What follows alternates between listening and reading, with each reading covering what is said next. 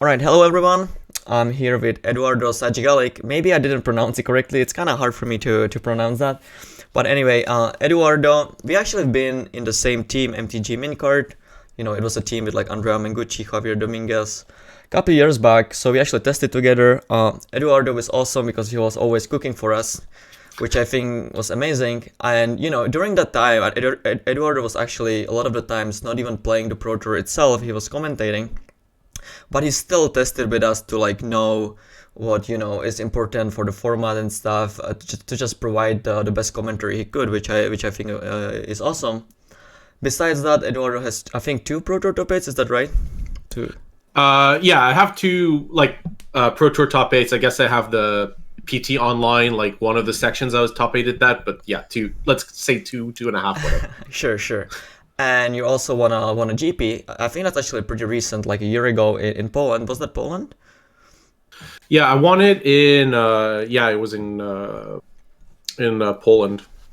Like, I think. Krakow I always. Yeah, I think it was. That's the problem. Is I always confuse the Polish cities, which I feel so bad. Right? It's because it was such a whirlwind. Like it was like in the middle of like a huge travel section. So I always forget the city where I won my own GP, which is almost embarrassing. Don't you have the trophy right behind you? Yeah, we can check the trophy. Yeah, it's Warsaw. So that was in Warsaw. That wasn't too hard. Yeah, but no. It's no, like the whole thing was such a surprise because at that point I had kind of like I was doing commentary and starting it. I had kind of like, you know, given up on any professional or competitive Magic aspiration. I was like, okay, I did my thing. It was fine. And then after that, I won a GP. So that was like the weird thing where I was like, okay, I'm done with like trying to do like I went because my flight was booked and I was like, sure, let's just do this thing. We gonna see this a lot of the time that, you know, once the pressure is gone, like maybe someone says that they're gonna retire or that they just like start focusing on something else, they like immediately win tournament. So, you know, do you think that the part of the fact that, you know, the pressure might have been gone helped you win, or did you just get lucky, or how did it all happen? Well, I was definitely lucky that, I mean, I won a GP. I know you've won a bunch too, but like at some point you have to get lucky in these things. Like I got lucky in I all had a draft. Yeah, I had a draft with 2 Azonis, like to give you an idea. But no, I got lucky. I played well, and I guess I got rewarded because it was like when you talked about like I was cooking for a testing team, while not even playing the tournament, I was commentating. I won that GP in part because of that, because I was in the group and was watching the testing team's process and got a lot better. So when I actually did compete after watching and commentating on some of the best players in the world, plus testing one of the top teams at the time, it gave me certainly an advantage. So when you get lucky and you have that kind of competitive skill edge, you do well. And I didn't have mental blockages that I might have had because I, you know, didn't have a specific aspiration. I was there to have fun. I was there to enjoy myself. So I didn't have a specific aspiration in mind. I wasn't like, oh, I need to win for whatever. So I kind of rolled with it, and I think that did help. That combination of the testing, the luck, and the mental state being like that. Those 3 things really were needed, all of them, because I could have played well and tested well, so to speak, but not had a good mental state, and I might have thrown away a critical match, and that would have been it. I wouldn't have made top 8, or I wouldn't have done well in that top 8 or whatever it is. So like I think those 3 things were really important, actually. Yeah. Because you talk about luck, but I actually remember that you like started commentating, then you won this GP, and then there was like another team GP, like I think like 2 weeks after that, and you also went like X1 at that GP as well. So, you know, maybe we're all underestimating the pressure and, you know, stuff like that. It's definitely interesting to see. Yeah, I do wonder about this stuff because I think it's very easy because at the end of the day, Magic is a game that you asks a lot of your mind, right? So at the end of the day, mental pressure and these things are kind of hurting you, right? They're making it much harder for you to succeed. Not because being in a good mental state is essentially not harming your own chances. Because it's very easy to go, I want to do this, or I want this result, or even think about something random, right? Like, yeah, you're just making the best objective decision and don't put like the emotions in, is what it basically means, right?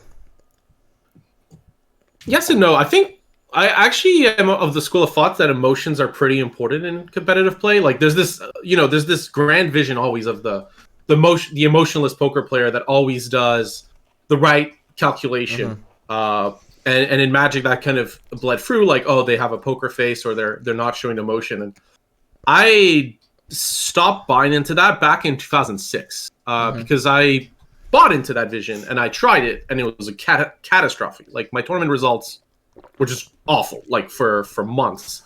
And I realized it was because of this. It was because I wasn't accepting the emotions that were coming through. So I think that was the key is not showing emotion. It's accepting the ones that come through and how you accept them or deal with them if you have to. But it's about accepting yourself, right? So like during games of Magic, something might make me smile or like not distract me, but it's something that's not quite in the game, but that it's funny. And I still will laugh or talk during a game because that's my way of accepting that emotion. And in the game of going like, okay, this thing's funny, and it keeps me going because then I can go back to focusing when the decisions matter, and it doesn't distract me so much as gives me energy throughout the game because matches of Magic are long, tournaments are long, and you need energy. And if you're fighting your emotions all day, then I think you end up destroying your own energy. So when you're very young, that works, but once you even past the age of 25, which isn't that old, right? Like your brain starts having trouble with this stuff. Oh, so, I'm actually 26, soon to turn 27. So are you telling me that, yeah, right. But that's the thing is, if you're fighting your emotions all day, then you're destroying your own mental power, and you're going to have emotions through the day. So it's important to accept them pretty much. And they can give you energy because and I think this is something like for people that have had trouble this year with the transition to digital play is I think a lot of people have lost the energy of talking to others, which they had throughout the day in tournaments, and they might have had a lot of trouble this year because they usually got their energy from talking to others after match play, and now they can't get that, so it's a lot harder for them to rejuvenate their energy. Whereas I think other people have done well in digital play because their energy sources are different. So I think it's important to accept what your emotions are, and if you are, capable of not displaying it, and you're relatively emotionless during a game, more power to you, right? That's good for that situation. But I think if, like me, you have a lot of emotions throughout a game, it's okay to accept them and run with them, and they can give you energy, right? Like try to shut them down is a very self-destructive strategy. And I'm like pretty much against the grain, Magic can be a fun game, right? Like at the end of the day, something really ridiculous can happen, and it's important sometimes to laugh it off because we use humor as a coping mechanism in general as humans to accept things that seem unlikely or unintuitive. So if you start destroying your own humor or your own emotions, that might hurt you in the game, and it's very hard to push negative emotions away. Okay. So if you can accept negative emotions and go like, it's okay, I'll accept those for now. I'll deal with them as is. I'll take a breath, or I'll take a little bit of a break in my long match. I think that's important.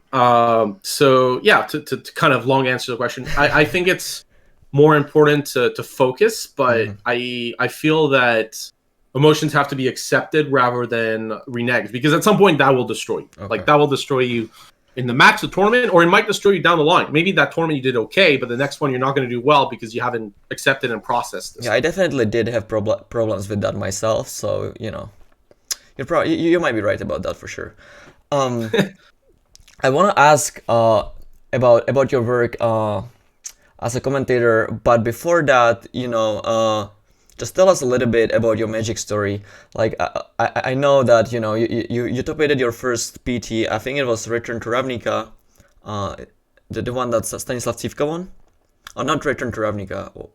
Was it the one that Civka won? My first PT top-aid was Return to Ravnica. My first PT was, like, Geneva, which was 6 years before that.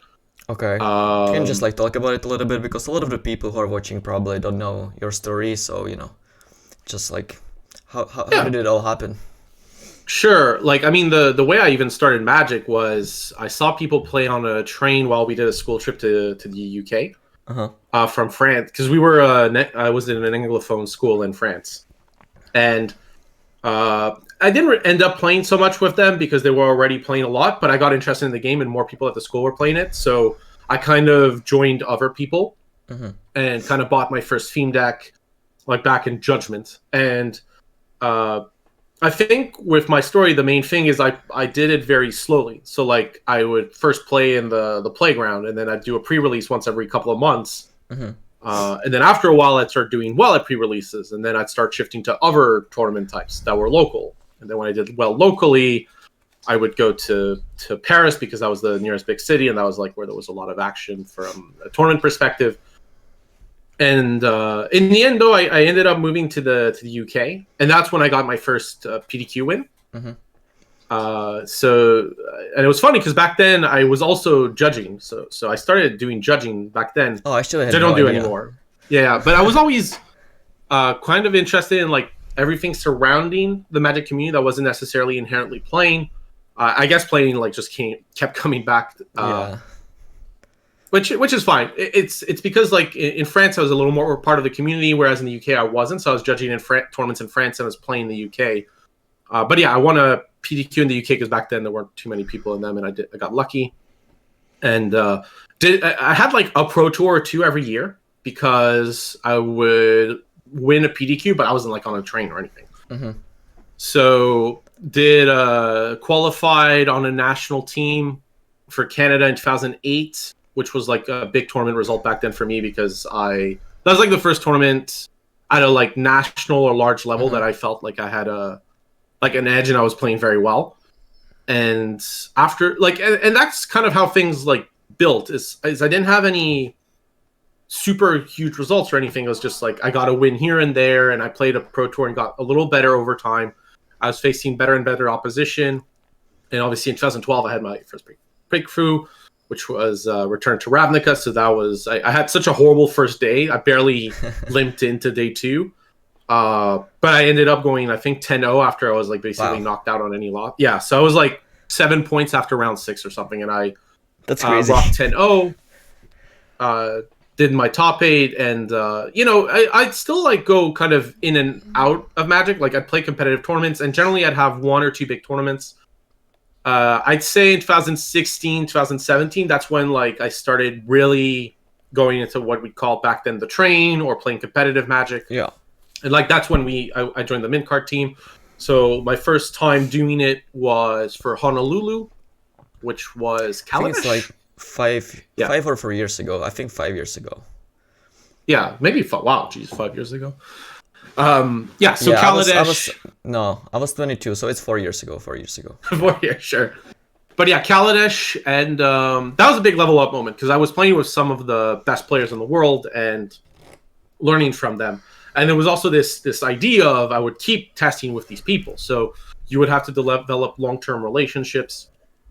And that was very successful, I'd say, because the team was very supportive. I learned a ton. I also got very lucky, had very good deck selection for the first 2 tournaments with Blue White and Kaladesh, which was like by far the best choice. It was extremely good. And then in Aether Revolt, I actually had a good result in draft for that one. So the Mardu deck piloted me to the top 8 there. And kind of from there, I had enough points to be on the train. And for like, I guess, a year and a half, I stayed on the train, did all the Pro Tours, did a ton of GPs. And kind of, I think grew a lot during that period because it was the period where I was really a professional Magic player and then transitioned into commentary. I think a lot of the commentary came from asking about it, and I did at that time was super active on creating Magic content. Like I was doing articles. I did 30 days in a row of streaming Modern, so a different deck every day. Wow. Okay. And yeah, but it turned out that was important because there weren't a ton of Eternal format commentators, and there were a lot of Eternal format tournaments going on.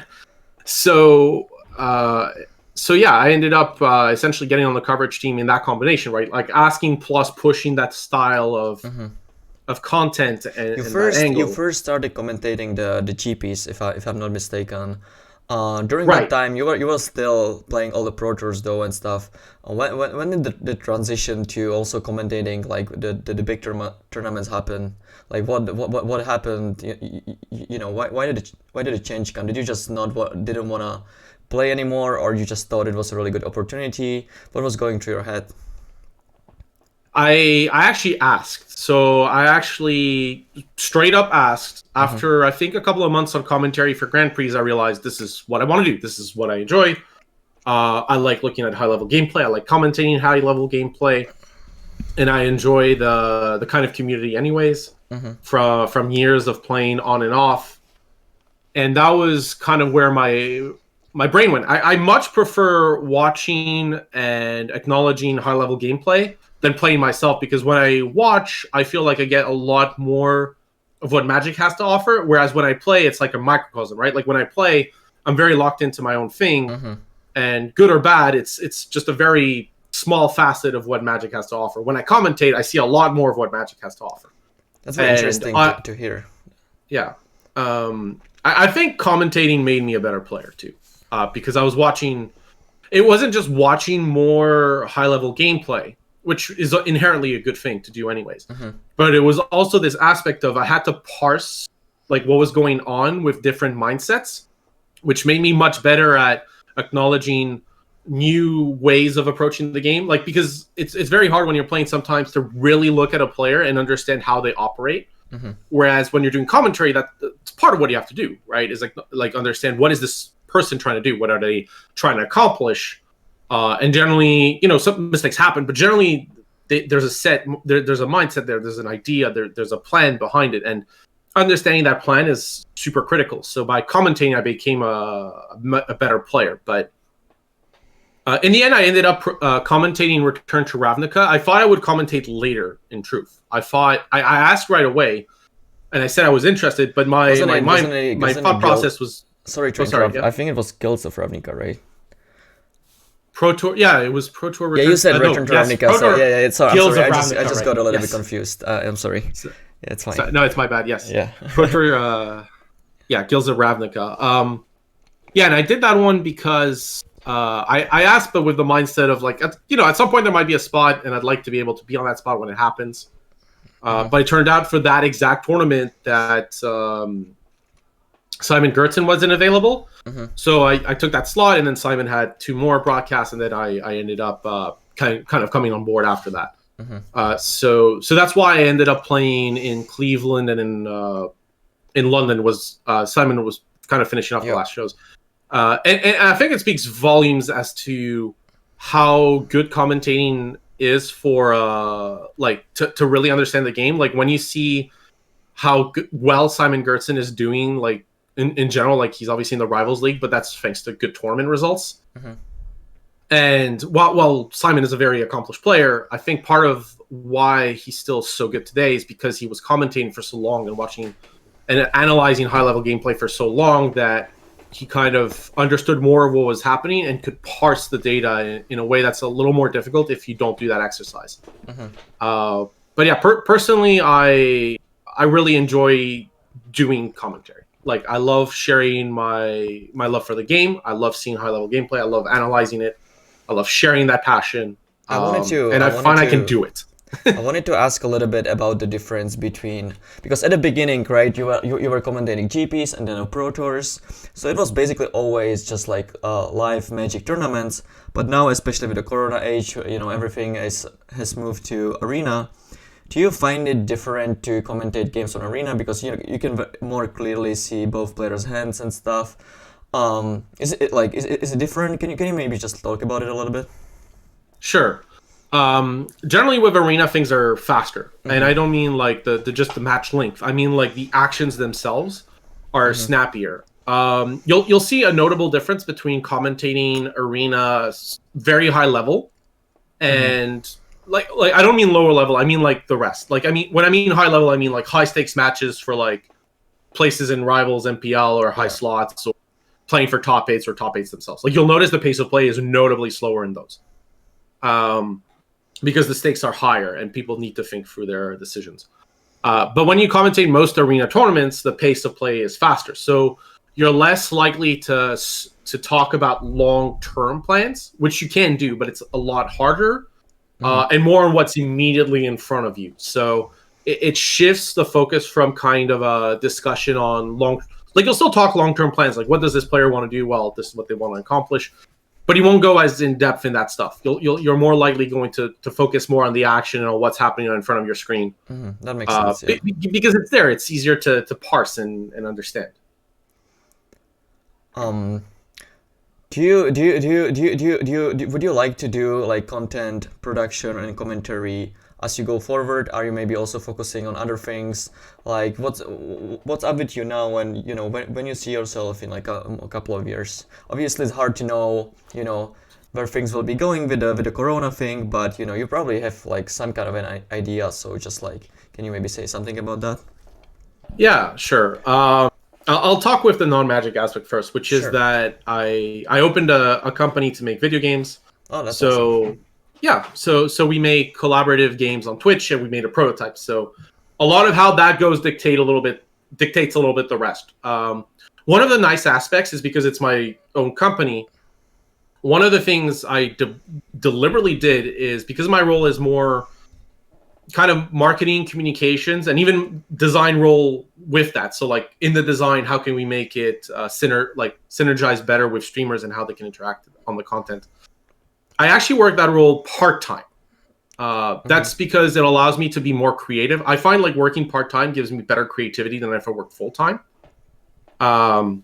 And the other reason I wanted to be part-time is I still really enjoy Magic. It ebbs and flows, of course. Like some times are less interesting. like the one with Omnat, for example. Yeah, that one I was less infused about what was going on. It wasn't too complicated to figure it out.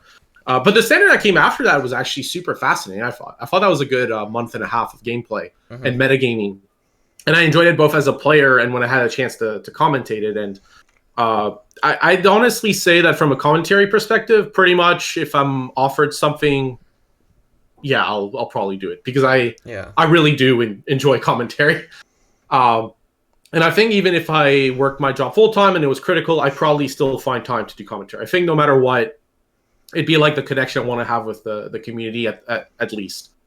I'd say from a content creation side, it's that stuff is a lot harder, because I do enjoy creating Magic content, but I find there's a lot of it out there, and I don't think there's a ton I can bring in terms of gameplay.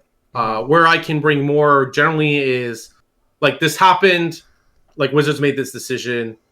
People are happy, pissed off, whatever it is, right? And then it's like parsing through that decision and what happens. Then I tend to have a more, I wouldn't say neutral, right? Because at the end of the day, Wizards of the Coast hires me for commentary, and I was consulting for them. So I'll have a more positive outlook towards them, but I'll still be critical when something clearly doesn't seem right. Yeah.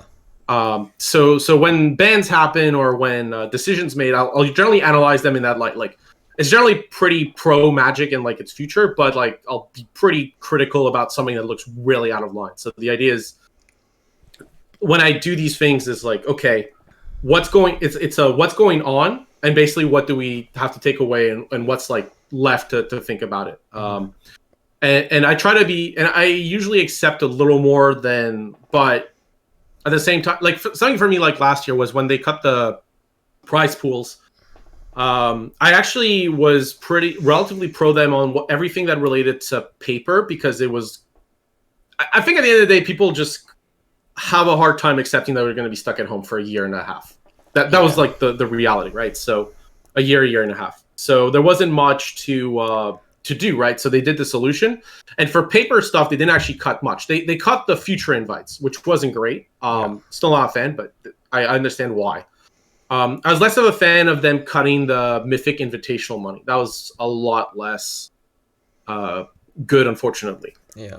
So like I did, for example, so on that, for example, I mentioned that's the type of thing. Like, I was much more positive on the cuts, because I was still saying like the paper stuff is like kind of in the world we live in. That's kind of a reality we have to accept. Yeah. But the digital side, I was less infused, because like, this is really strange. Like, you're cutting something that was promised. Like, you can cut the tournaments that aren't existing, because it's they didn't just, it's exist. just a very hard decision, right? Like, not only us, only Wizards will have a really bad year, but at the same time, they kind of promised the money. So it's just like a really awkward spot, you know, because like they promised the money, but they obviously didn't expect this Corona thing to happen. So, you know, it's kind of hard to blame them, but, you know, they did promise. So it's just a really hard thing to evaluate. Like, I'm not really sure how do I feel about it myself. Yeah. Yeah.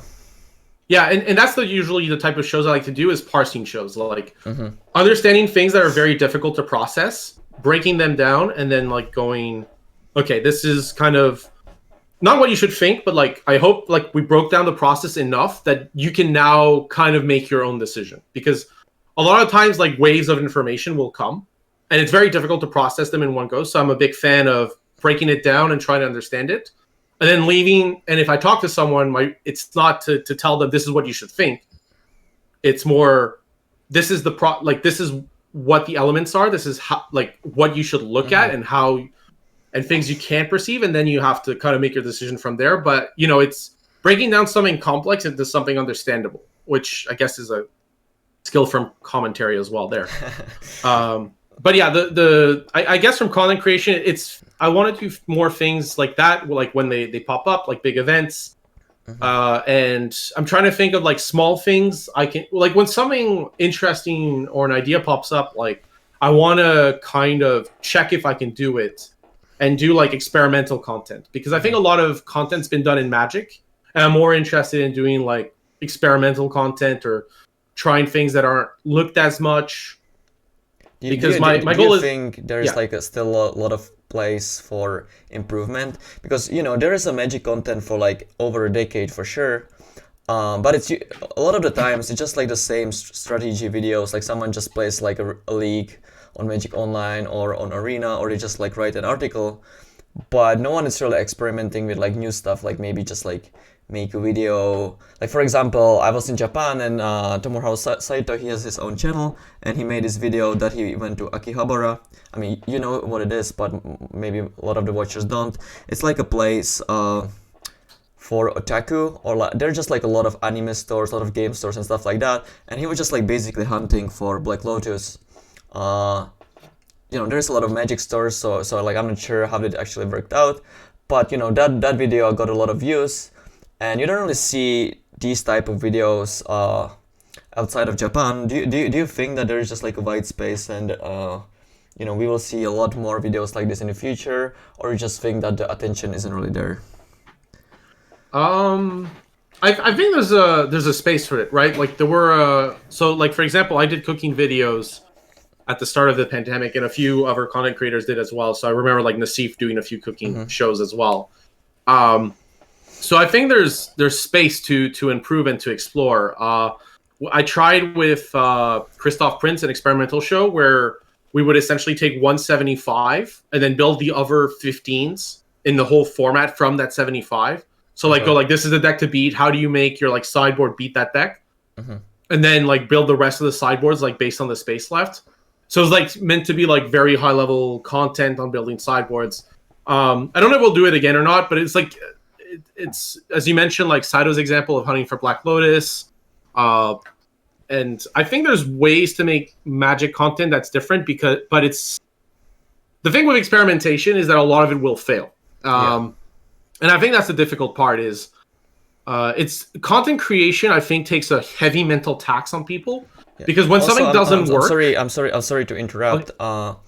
A lot of the time when you start with content, it just takes like an infinite time before you actually get to see like the results. Maybe you might not even ever get there. So it's just like very discouraging to a lot of people to like try new stuff. I'm sorry to interrupt. You can continue now. I just wanted to say that. Yeah. No, it's fair. Right. When you're starting, you don't know what to do. People, you know, I've had someone say to me like, you know, like if I don't show I'm like a world-class player, like people won't follow my content. I'm like, true, but at the same time, there's a bunch of world-class players out there. So why follow yours? Like you winning some tournaments is fine, but it's not going to define.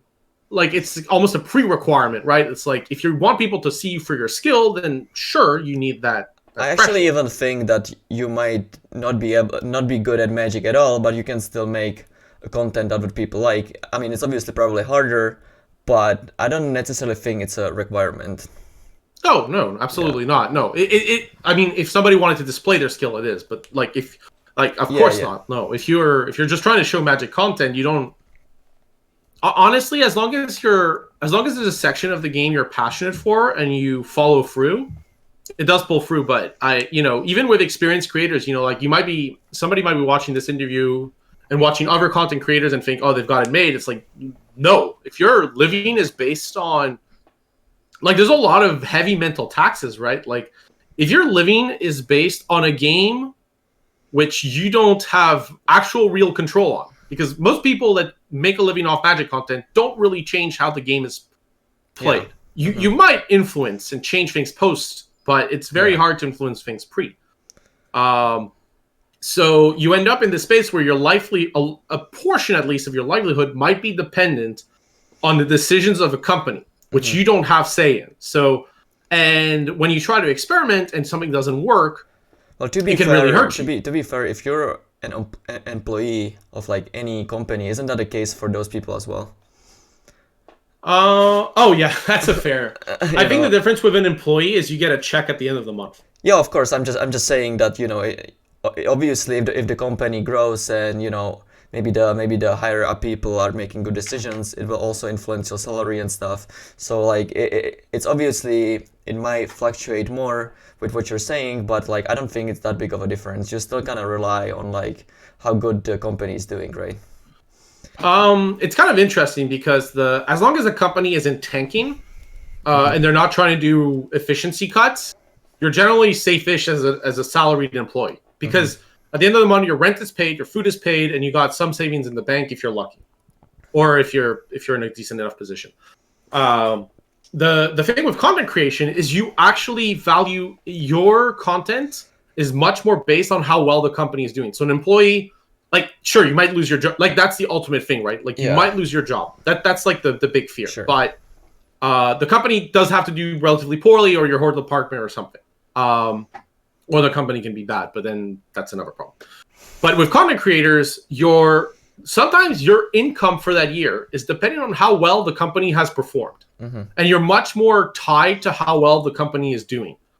And also the opportunities that they're giving you. So you end up in the position that can be really difficult to be in. So I think a lot of the content creators that tend to be at their best are the ones that have kind of dissociated themselves the most from the fortunes. Like, if you're starting up, you want to kind of associate with the company because it gives you the best chance to succeed long term. Because people will watch you for that content, and if it ever succeeds and you pick up, that's a positive wave. But if you're like experienced, you want to dissociate because you want to lose the risk. So that's why things like, like limited resource is a good example of something that kind of no matter what happens, they'll do well because they have a Patreon. They talk about draft and limited. So like, as long as the formats are not like complete garbage, which are generally fine today, like it'll continue existing and it'll continue to be sustained. So, with limited resources, for example, I could have picked a few other examples, right? But like using that one, kind of no matter what happens, you're semi-safe, right? Yep. Like you have an income. It might go up or down, but not to a degree that's worrying. Whereas if you, for example, do standard content, that can really fluctuate very heavily. Yeah, it's definitely true that there are some formats like the one with Omnat, we already talked about it a little bit, or when Oko was around, that, if your main focus is standard, not that many people are going to watch those, for sure. I think we already have plenty of time together. If there is still something you would like to talk about or say, now is the time, but I don't want to make the video too long because, if the video is too long, people will probably not even click on it. So, if there is still something... That's fine. No, at the end of the day, for me, I think Magic is an amazing game because it's one of the few games I've ever played that's had a sustained long-term community feel to me. That's so like there's games that come and go, and like I've been in communities that'll last for like a couple of years maybe, but then it'll disappear.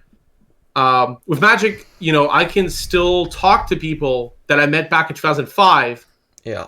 And at least, and we remember the connection we had, and we might talk about something else, and it might continue or not. But I think that's amazing. So, The thing is, I think it's important to understand the importance of community. And as much as I enjoy the game ebbs and flows, right? There are peers that are amazing. Yeah. So, like, I think as a competitive player, the standard portion from October to November, like late November we had this year, was awesome. Like, lots of tournaments, lots of opportunities, really great format. People, apart from the time zone issue, if you're in APAC, which was not great, I'll admit. Like, honestly, if you were a competitive, that was like almost 2 golden months of digital play. But like there are times where it's not golden, like it's the same format and you're not good at it and it's not great. So the thing is, the game ebbs and flows, but the connections you're making the game are always real. So it's important to find the enjoyment, I think, in Magic that you want to. And I've been punished every time I've gone against that enjoyment. Like every time I played a GP, I shouldn't have because I didn't want to go. I can definitely relate to that, you know. I went to a lot of GPs because I thought that, you know, I'm supposed to go because there was a chance that I do like X2 and it gets me closer to Platinum or whatever, but I wasn't really feeling it. And then I just like didn't make day 2 and I just like felt horrible about like spending money for no reason. So I can definitely relate to what you're saying, yeah. Yeah, no, like you know, you hate your deck, you don't want to be there. Yeah. But at the same time, when you understand what you drive enjoyment from, then you can spend all your time there, right? So like we're talking about the GP you don't want to go to. Well, now you can spend more time going like, actually, I'm going to take 3 extra days and really go out on this GP. Like we're going to get a house. We're really going to be with friends rather than just me coming in for the weekend. And you can really derive a lot more enjoyment by deciding this is what I enjoy in Magic and this is what I don't. And you don't have to do the stuff you don't enjoy. It's okay. There's a lot of ways to express yourself in Magic. And I think that's the big thing I wanted to talk about is every time I've accepted that I want to do something I enjoy, my results go up, my mood goes up, I feel better in life. And it's normal, right? Like with anything in life, you should do what you enjoy. But with Magic, because it's such for me, a high emotional game and a long-term... I mean, I've played the game for 18 years at this point. Like that's a long time. It's a long, long time. And you know, I know what I enjoy in it. I've learned that. I've done enough to know what I enjoy. And every time I don't do something I enjoy in it, it harms me. Every time I do something I enjoy in it, I'm a better human. I feel better. I connect better with others. So I think that's the thing is Magic has so many things. Like choose what you enjoy in it and go with it, and you can kind of ignore the rest, honestly, and you'll be better for it on it. Like. You'll be a better human for it, let alone a better player or anything else. I think that's kind of the last thing is, you know, your life also changes, like your relationship with the game might change. Sometimes you have like, it seems all the time in the world to play, other times you don't. When you have time, you have time. When you don't, you don't. Like, it's fine. Like a good example, like as a closing note, you know, Bradley Barclay just won the last big tournament. And for me, I remember testing with him in 2012 and he couldn't play for a long time. He kind of like fell out. It's okay to fall out and come back. It's not a problem. The game will probably be around when you come back. Yeah, let's hope so. Let's hope so. It's lasted how long? Like 1993, so like 27 years now. Like yeah, I remember that, you know, like maybe 10 years ago, people like were talking about the fact that it will probably not be here in like the next 5 years or whatever. But here we are, I guess. So right, the COVID vaccine came out. Like with some luck, we'll get conventions at the tail end of 2021.